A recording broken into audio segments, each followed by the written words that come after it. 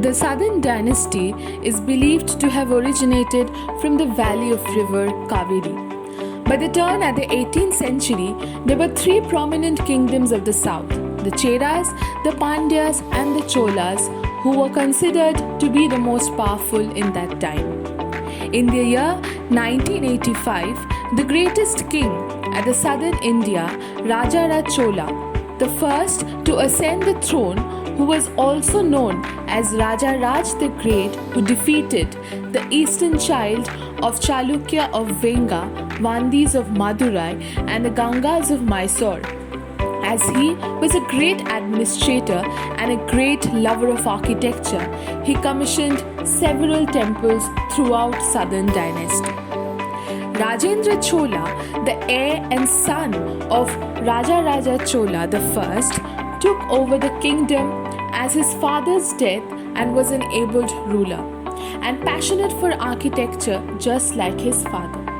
The period under his reign came to be known as the Golden Age of the Cholas. Art, music, dance, poetry, drama, sculpture, painting, philosophy, and religion all reached new heights. Temples were the center of all activities, where the courtyard served as a school for the students who were taught ancient Vedas and scriptures. The Eastern Chalukyas and the Cholas had intermarried through generations, forming a new religion which ultimately turned out to be merged with the Chalukyas when the Chola dynasty ended, thus turning all the unfinished architecture with all the administrative issues to the Chalukyan dynasty and their heir. Pattadakal literally means coronation stone and bears testimony to the later phase of evolution of the distinctive early Chalukyan architecture. The gestation phase of this development, which took place in Aihole, Badami, this ancient capital, Alampur, and Mahakuta, finds its culmination here.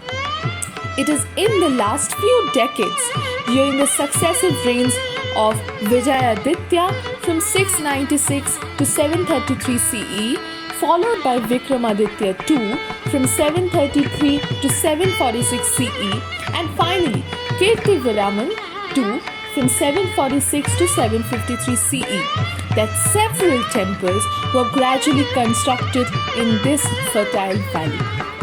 A giant shrine was constructed much later after collapse of the empire by their successor, the Rashtrakuta dynasty from 8th to 10th century CE and in the 9th century.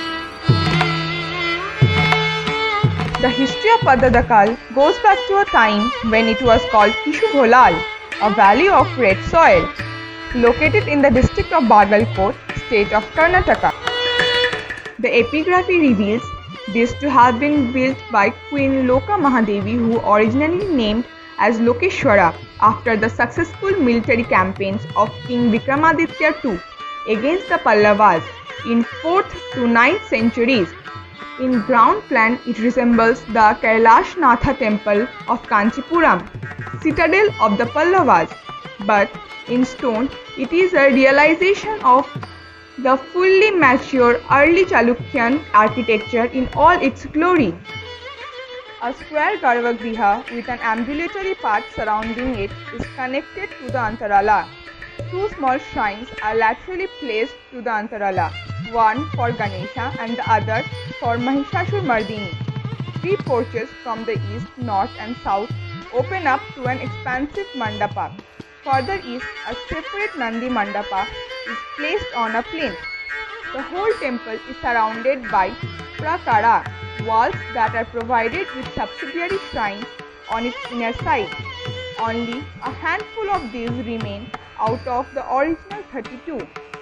The magnificently built Dravida Shikhara with a small preserved Sukanasa on the front is one of the hallmarks of the temple. The superstructure is three-storied and topped by a four-sided amalaka with a kalasha at its finial.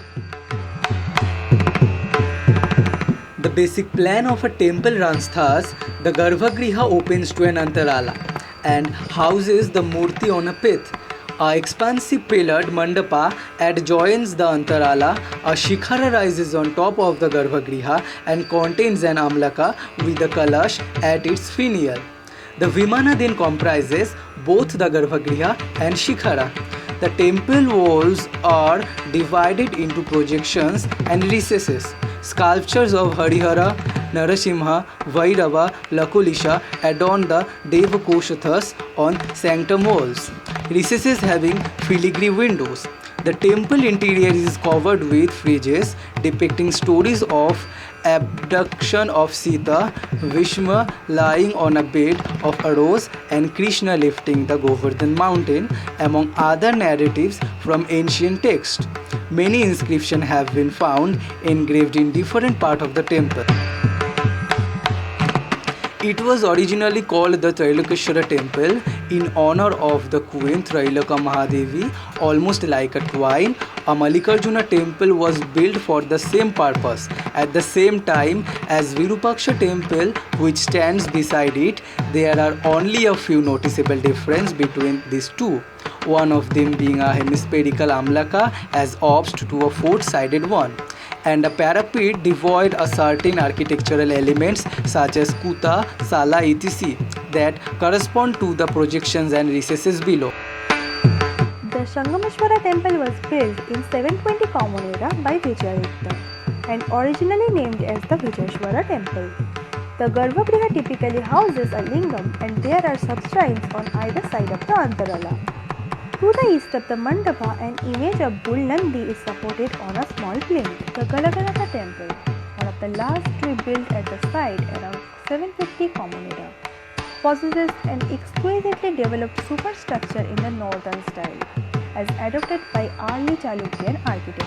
The plinth with the three moldings is luxuriously decorated with playful figures among other common motifs. Stories from Panchatantra and Shiva slaying Andhrakashura from the Puranas are variously depicted. The entrance of the sanctum is flanked by river goddesses on both sides, with the lintel being carved with the Nataraja. Apanatha temple is located to the south of the Virupaksha temple, the boast of the Vimana of the southern style with an elaborately carved sukansa at front. Both the Amalaka and Kalash are missing. It is the largest temple in the compound in the Rekha Nagara style and seems to have undergone addition and modification outside those of the original plan.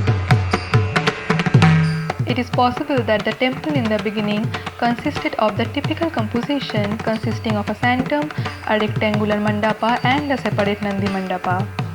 Later modifications aim to enlarge the existing mandapa and incorporate an enclosed circumambulatory path around the sanctum. This was extended in such a way that one separate Nandi mandapa now became a part of it. A finely built Nandi figure now graces the passage of the entrance of the mandapa. Only one of the Darpallas now survive at the entrance of the mandapa. Pillars and pilasters inside the hall are resplendently covered with the figure in Trivanga Madhura, foliage motifs and other elements. Images of Shiva and Parvati, Anantashayana Vishnu, surrounded by Dikpalas, Nagaraja, Gajalakshmi, are carved on the ceiling, while narrative panels depicting the episode from the Kritarjuna and Ramayana and other ancient texts adorn the wall. The facade of the Garbhagriha is beautifully decorated with a Garuda on the lintel and decorative pilasters on the either side, accompanied by gracefully sculpted figure of Ganga and Yamuna.